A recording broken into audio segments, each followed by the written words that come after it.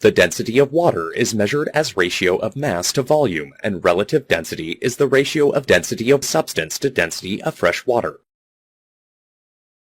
The density of the water is measured using an instrument called marine hydrometer. It consists of a cylinder with a bulb on its lower end, containing mercury or lead shots to act as ballast to keep the instrument upright when floating. The density of salt water is 1.025. This means that 1 cubic meter of salt water has a weight of 1.025 tons. The density of dock water is 1.01. This means that 1 cubic meter of dock water has a weight of 1.01 tons. And the density of fresh water is 1. This means that 1 cubic meter of fresh water has a weight of 1 ton. Observe the shift in level of waterline when the ship sails from saltwater to freshwater.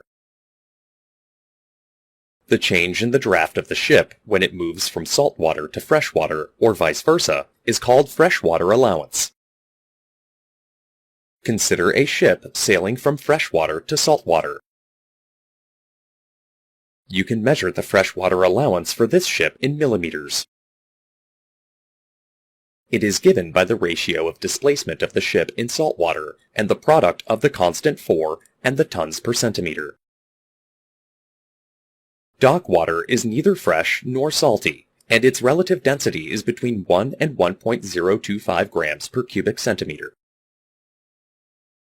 When the ship moves from salt water to dock water, the change in the draft of the ship is called dock water allowance.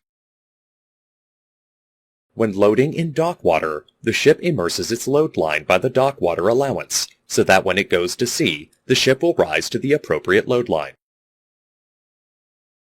Dock water allowance is given by the ratio of the product of the fresh water allowance and the change in the relative density of the water divided by the constant 0.025 grams per cubic centimeter.